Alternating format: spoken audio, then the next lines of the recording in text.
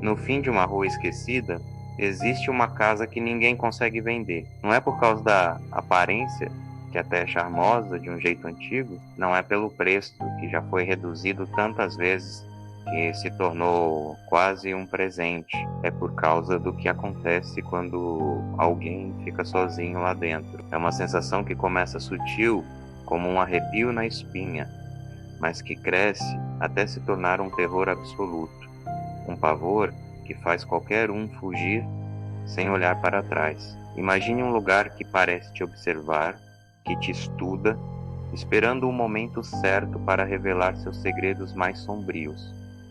Essa é a casa no final da rua, uma construção de tijolos vermelhos e janelas que parecem olhos vazios, guardando histórias que ninguém teve coragem de contar até o fim. As pessoas da cidade evitam até mesmo passar por perto, e os corretores de imóveis simplesmente desistiram. A placa de vende-se, enferrujada pelo tempo, é um monumento silencioso ao mistério que habita aquelas paredes.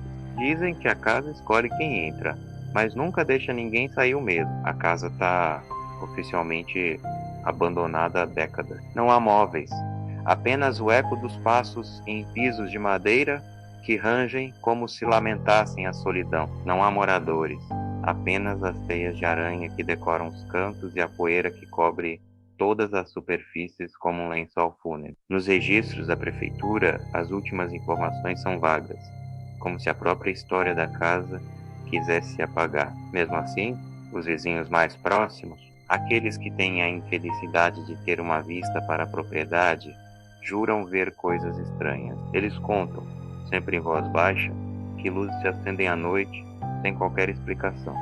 E não é em qualquer lugar. É sempre no mesmo cômodo, uma janela no segundo andar, que brilha com uma luz fraca e pulsante, como a batida de um coração escondido na escuridão. Alguns dizem que é apenas o reflexo da lua, outros que é a imaginação coletiva pregando peças, mas todos concordam com uma coisa: ninguém se atreve a ir lá investigar. A curiosidade morre onde o medo nasce.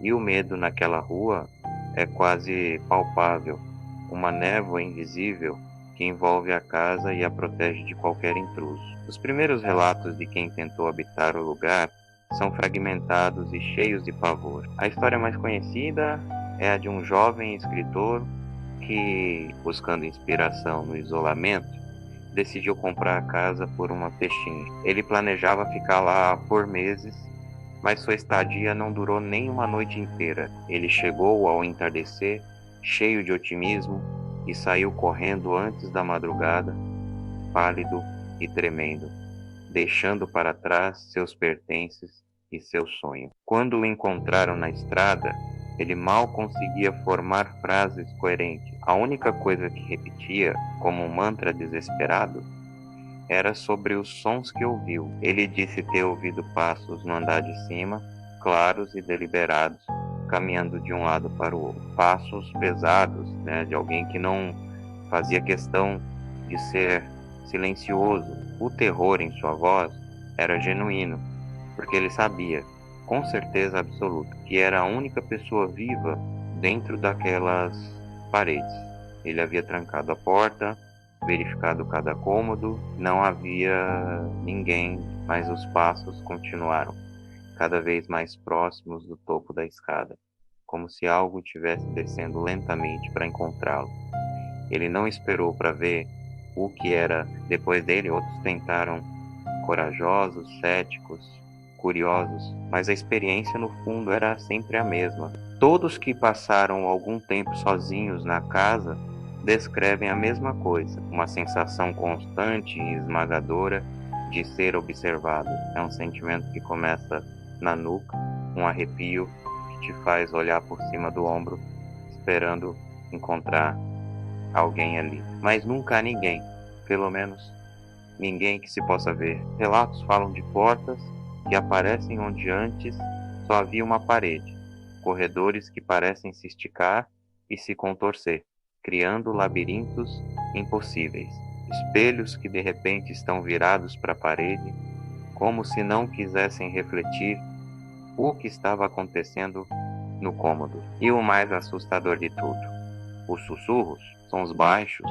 quase inaudíveis, que parecem vir de dentro da sua própria cabeça. E eles sempre chamam pelo seu nome, um chamado íntimo e gelado, que te convida a ir mais fundo, a explorar os cantos mais escuros da casa, prometendo segredos que a mente humana não foi feita para conhecer. A casa não apenas te assusta, ela brinca com a sua sanidade, mas há um mistério dentro do mistério, um lugar naquela casa que desafia qualquer lógica. Existe um quarto que ninguém consegue explicar, ele não aparece na planta original da construção, nem nenhuma das reformas documentadas. É como se ele tivesse simplesmente surgido ali. Os poucos que se aventuraram a entrar nesse cômodo descrevem uma sensação de tempo e espaço distorcidos. A porta para esse quarto nem sempre está no mesmo lugar. Às vezes é a última porta de um corredor. Outras está escondida atrás de uma estante falsa, mas o resultado para quem entra é sempre o mesmo. A pessoa sai diferente.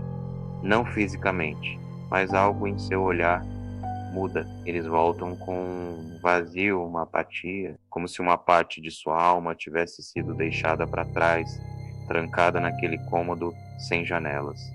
Ninguém consegue descrever o que há lá dentro. As palavras falham, as memórias se tornam confusas, como um sonho ruim que se dissipa ao acordar. Só resta a sensação de ter visto algo que não deveria ser visto, de ter entendido algo sobre a natureza daquele lugar que os deixou quebrados por dentro. O quarto não é apenas um espaço físico, é um predador de espíritos. O último relato registrado é talvez o mais arrepiante de todos. Ele não veio de um depoimento assustado, mas de um pequeno gravador de fita encontrado na sala de estar da casa, semanas depois que seu dono, um investigador paranormal, desapareceu.